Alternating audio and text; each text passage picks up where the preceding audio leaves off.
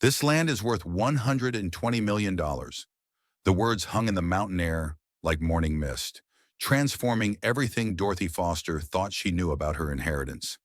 Standing in the doorway of what the townspeople had mockingly called her junk farmhouse, she watched the geological surveyor's face as he delivered news that would silence every cruel whisper that had followed her through the valley for months.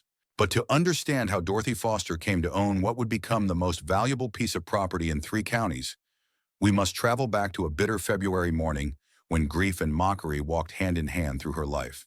The funeral of Martha Henderson had been sparsely attended, which surprised no one in Pine Ridge Valley.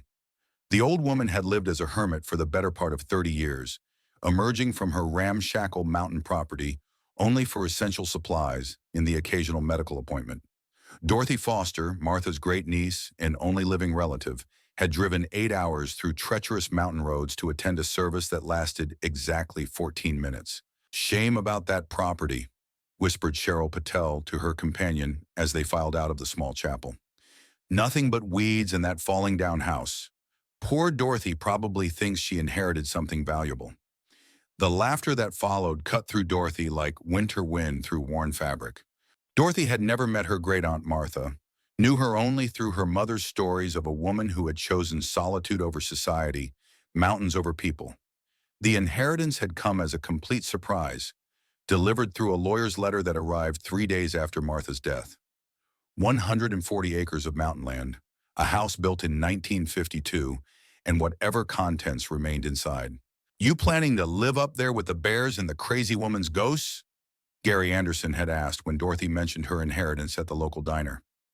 His question prompted a chorus of chuckles from the other patrons, most of whom had lived in Pine Ridge Valley their entire lives and considered Martha Henderson's property a local curiosity at best, an eyesore at worst.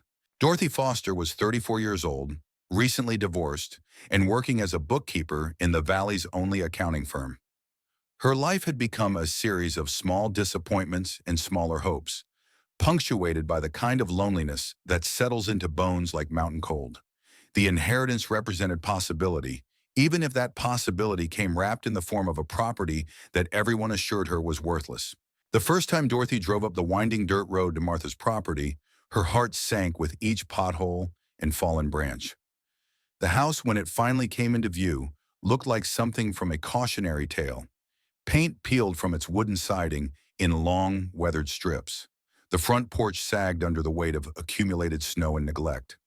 Windows stared out like empty eyes, some cracked, others boarded over with plywood that had warped and grayed with age.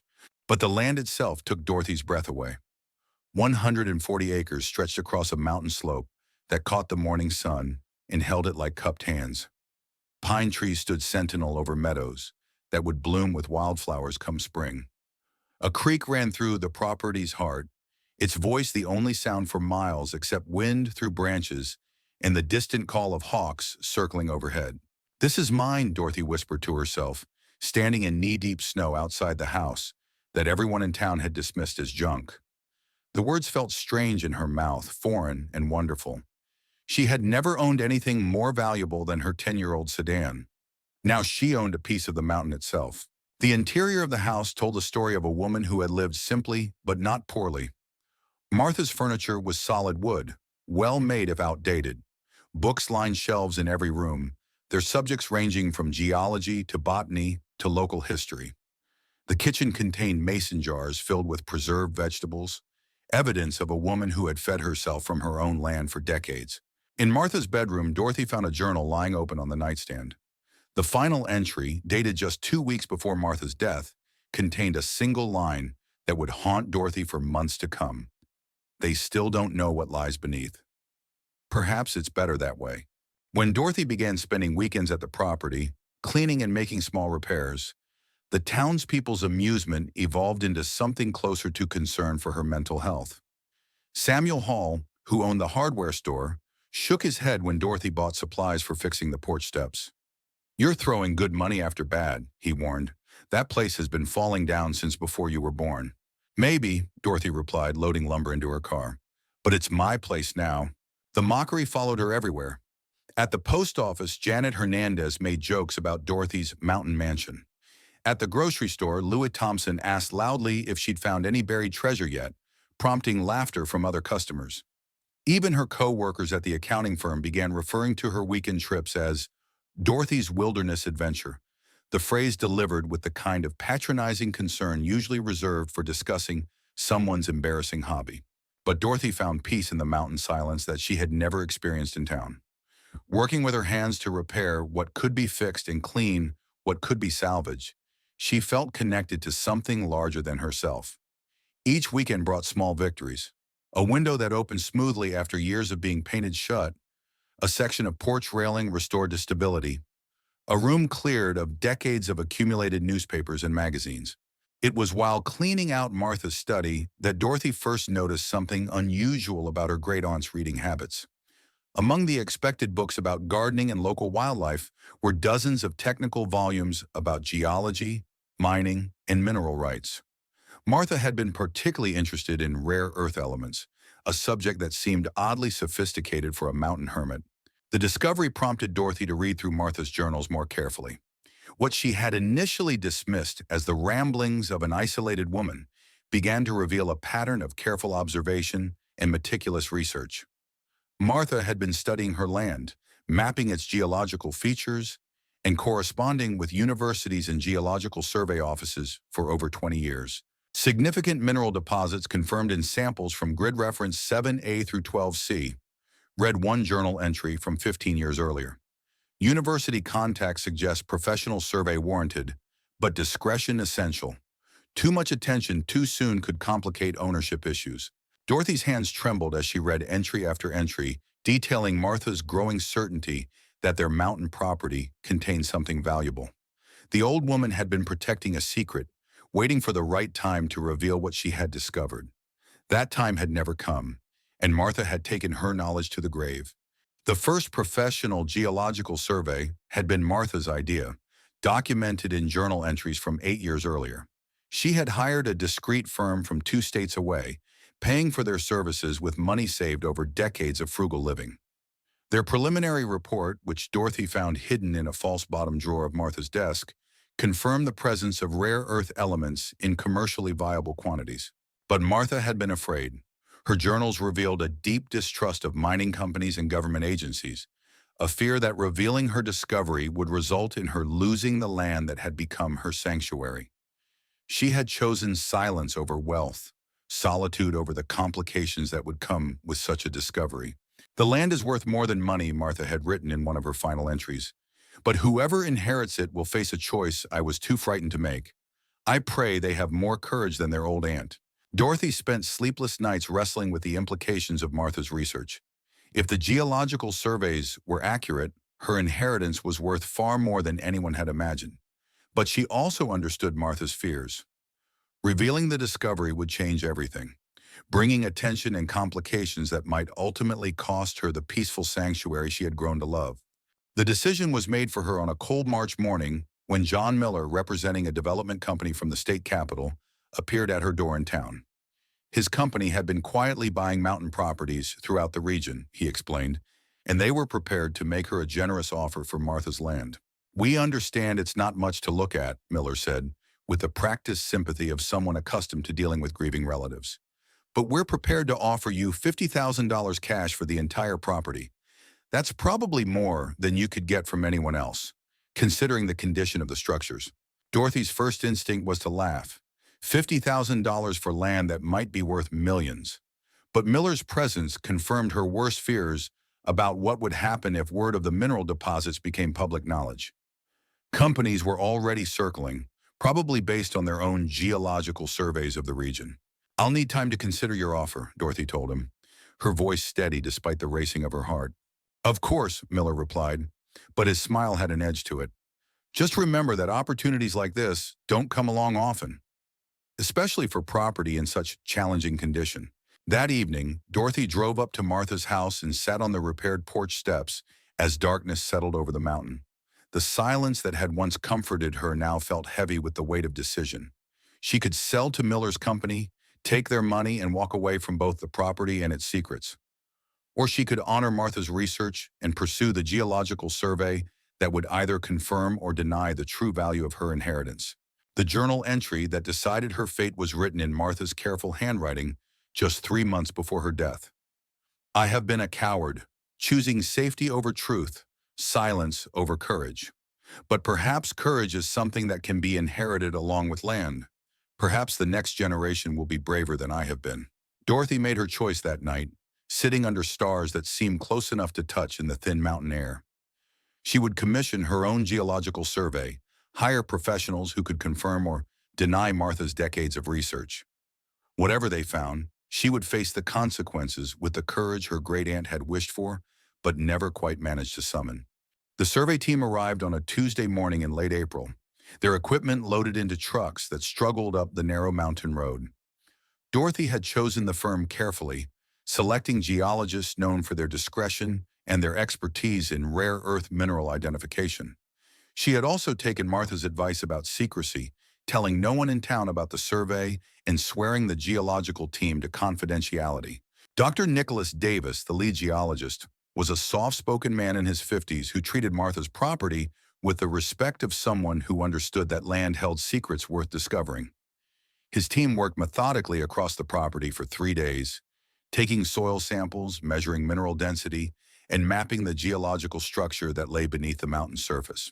Your great-aunt was quite the amateur geologist, Dr. Davis told Dorothy on the second day of surveying. Her sample locations were remarkably accurate. She had a real instinct for reading the land. On the third evening, as the survey team packed their equipment and prepared to return to their laboratory for analysis, Dr. Davis pulled Dorothy aside. His expression was carefully neutral, but she could see excitement in his eyes that he was trying to suppress. "We'll have preliminary results within a week," he said, "but I want you to prepare yourself for the possibility that your property might be significant." The week that followed was the longest of Dorothy's life. She continued her routine of work during the week and mountain weekends, but everything felt suspended, waiting for confirmation of what Martha's research had suggested. She found herself studying every rock formation on the property with new eyes, wondering what lay beneath the surface of land she had grown to love. The call came on a Friday afternoon while Dorothy was at work, balancing books for a client who owned 3 hardware stores in neighboring counties. Dr. Davis's voice was carefully controlled, professional, but she could hear the underlying excitement that he couldn't quite suppress. "Ms. Foster, we need to meet in person to discuss our findings. Can you come to your property tomorrow morning? And I would suggest that you consider bringing a lawyer." Dorothy spent that night unable to sleep, alternating between wild hope and crushing anxiety. Martha's journals had suggested the property contained valuable mineral deposits, but the reality of confirmation felt overwhelming. By dawn, she was already driving up the mountain road, arriving at the property 2 hours before Dr. Davis was scheduled to meet her. She walked the land in the early morning light, following the creek that ran through the heart of the property, touching the bark of pine trees that had stood sentinel over Martha's secrets for decades. Whatever Dr. Davis had discovered, this place had become home to her in a way that nowhere else ever had. The thought of losing it to mining companies or development firms made her stomach clench with anxiety. Dr. Davis arrived precisely on time, carrying a briefcase full of reports and geological surveys that would change Dorothy's life forever. They sat on Martha's front porch, the same porch Dorothy had repaired board by board, while he spread maps and charts across a folding table he had brought from his truck. "Miss Foster," he began, his voice carrying the weight of momentous news, "your property sits on top of one of the largest rare earth mineral deposits discovered in this region in the past 50 years. The concentrations of neodymium, dysprosium, and terbium are exceptional. These elements are essential for renewable energy technology, electric vehicles, and advanced electronics." Dorothy's hands trembled as she studied the geological maps that showed her mountain property, highlighted in colors indicating mineral density. The numbers and technical terms meant little to her, but Dr. Davis's expression told her everything she needed to know. "What does this mean in practical terms?" she asked, her voice barely above a whisper. Dr. Davis took a deep breath before answering, as if he still couldn't quite believe the numbers himself. "Based on our preliminary analysis and current market values for rare earth elements, we estimate the mineral rights to your property are worth approximately $120 million. The words hit Dorothy like a physical blow. $120 million. The figure was so enormous that her mind couldn't process it. She thought of the townspeople who had mocked her inheritance, of John Miller's condescending offer of $50,000, of Martha living in solitude while sitting on a fortune that could have changed everything. Are you certain? Dorothy asked, needing to hear the confirmation again. We'll need more extensive testing to refine the estimate, Dr. Davis replied. But yes, I'm confident in our preliminary assessment. Your great-aunt was sitting on one of the most valuable pieces of property in the state. Dorothy stood up from the porch steps and walked to the edge of the clearing where Martha's house sat. The mountains stretched out below her, pine forest giving way to valleys where she could see the distant rooftops of Pine Ridge Valley. Every person who had laughed at her inheritance, every cruel comment about her junk farmhouse, every pitying look when she mentioned her weekend trips to the mountain suddenly seemed like echoes from another lifetime. What happens now? She asked Dr. Davis. That depends entirely on what you want to happen, he replied. You own both the surface rights and the mineral rights to this property. You could sell to a mining company, lease the mining rights while retaining ownership of the land, or simply sit on the information until you decide what feels right to you. Dorothy thought of Martha's journals, of her great-aunt's fear that revealing the secret would destroy the sanctuary she had created. But she also thought of Martha's final wish, that whoever inherited the land would have the courage to make the choice she couldn't make. The drive back to town that afternoon felt surreal. Dorothy passed the same landmarks she had driven by hundreds of times, but everything looked different now. She was no longer the divorced bookkeeper who had inherited a worthless mountain property. She was a woman whose net worth had just increased by 8 figures, whose inheritance had transformed from a source of mockery into the kind of discovery that made headlines. But as she pulled into her driveway in town, Dorothy realized that the most important thing hadn't changed at all. The mountain was still her sanctuary, the place where she had found peace and purpose after years of feeling lost. The money was overwhelming, the possibilities dizzying, but what mattered most was that the land was still hers. That evening, Dorothy sat at her kitchen table with Martha's journals spread before her, reading her great-aunt's words with new understanding. Martha had been protecting more than a secret. She had been protecting a way of life, a relationship with land that couldn't be measured in dollars or reduced to mineral extraction rates. I understand now, Dorothy whispered to the empty room, as if Martha could somehow hear her. You weren't afraid of the money. You were afraid of losing what the money couldn't buy. The next few weeks brought a parade of visitors to Dorothy's door. Word of the geological survey had somehow leaked despite the confidentiality agreements, and suddenly everyone in Pine Ridge Valley wanted to be her friend. John Miller returned with a revised offer that was 10 times his original proposal. Other development companies sent representatives with briefcases full of contracts and promises of wealth beyond imagining. But the most difficult conversations were with her former tormentors, the people who had mocked her inheritance and questioned her sanity for spending weekends on a worthless mountain property. Their attempts at friendship now felt hollow, their sudden interest in her well-being transparently motivated by her newfound wealth. I always thought there was something special about that property, Cheryl Patel told her at the post office, her voice warm with the kind of hindsight that rewrote history. Martha was a smart woman, even if people didn't understand her choices. Dorothy smiled politely but said nothing. She had learned that wealth changed how people saw you, but it also clarified who they really were. The same people who had whispered cruel jokes about her inheritance now spoke of her with reverence, as if money had transformed her from an object of pity into someone worthy of respect. The decision about what to do with her discovery consumed Dorothy's thoughts for weeks. She consulted lawyers and financial advisors, read everything she could find about rare earth mining and environmental impact, and spent long hours walking the mountain property that had become the center of a storm she never could have imagined. The answer came to her on a morning in late May as she sat by the creek that ran through the heart of her land. The water was clear and cold, fed by mountain springs that had run pure for centuries. Pine trees whispered in the wind, their voices the same ones Martha had listened to during 30 years of solitude. This was what her great-aunt had been protecting, not just mineral deposits worth millions, but a piece of the world that remained untouched, unspoiled, and irreplaceable. Dorothy made her choice with the certainty that comes from finally understanding what matters most. She would not sell to mining companies or developers. Instead, she would work with conservation organizations to establish a permanent land trust that would protect the property forever, while still allowing her to benefit from its value through carefully managed, environmentally responsible extraction of minerals from a small portion of the land. The announcement of her decision surprised everyone who had expected her to cash in on her discovery. Environmental groups praised her commitment to conservation. Mining companies expressed disappointment, but respected her right to choose. The townspeople who had mocked her inheritance found themselves living next to a woman who had turned down immediate wealth in favor of long-term stewardship. "You could have been set for life," Gary Anderson told her at the hardware store, his voice carrying a mixture of admiration and bewilderment. "I am set for life," Dorothy replied, loading supplies for another weekend of work on her mountain property. "Just not in the way you mean." The legal arrangements took months to finalize, but by autumn, Dorothy had established a framework that honored both Martha's legacy and her own values. The Dorothy Foster Mountain Preserve would protect 90% of the property in perpetuity while allowing limited, environmentally responsible mineral extraction from a carefully selected 10%. The revenue from mining rights would fund conservation efforts throughout the region, while providing Dorothy with more income than she could spend in several lifetimes. But the real victory was simpler and more personal. On a crisp October morning, Dorothy sat on the porch of the house that everyone had once called junk, watching sunrise paint the mountains in shades of gold and crimson.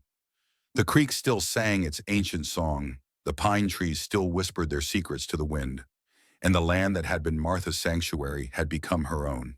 She thought of her great-aunt often, imagining Martha's approval of the choices that had preserved what mattered most, while still honoring the value of what lay beneath the surface. The mockery that had once followed Dorothy through town had been replaced by respect. But more importantly, the loneliness that had defined her life for so many years had been replaced by a sense of purpose and belonging. The mountain had given Dorothy more than wealth. It had given her a home, a mission, and a connection to something larger than herself. Standing in the doorway of her house, looking out over land that would be protected forever, she finally understood what Martha had known all along. Some inheritances are worth more than money, and some secrets are worth keeping until the right person comes along to honor them properly. The woman who had once been mocked for inheriting a junk farmhouse had become the guardian of one of the most valuable and beautiful pieces of land in the state. But more than that, she had become someone who understood that true wealth isn't measured in dollars, but in the peace that comes from knowing you've made choices that honor both the past and the future. As winter approached and the first snow began to dust the mountain peaks, Dorothy Foster sat by her fireplace reading Martha's journals one more time. The words that had once seemed like the ramblings of a lonely old woman now read like the wisdom of someone who had understood what really mattered long before the rest of the world caught up. "This land is worth more than money," Martha had written, and Dorothy finally understood what she meant. Some things couldn't be bought or sold, couldn't be reduced to market value or mineral extraction rates. Some things were worth protecting not because of what they could become, but because of what they already were. The secret that had been hidden beneath the mountain for so long was finally revealed, but it had been revealed to someone who understood its true value. Dorothy Foster had inherited more than land and minerals. She had inherited the responsibility to be a good ancestor, to make choices that would benefit generations not yet born. And in the quiet of her mountain sanctuary, surrounded by the whisper of pine trees and the song of running water, Dorothy knew she had made the right choice. The mockery had stopped, the money would last forever, but most importantly, the land would endure. That was Martha's real gift to her. Not just wealth, but the wisdom to use it well.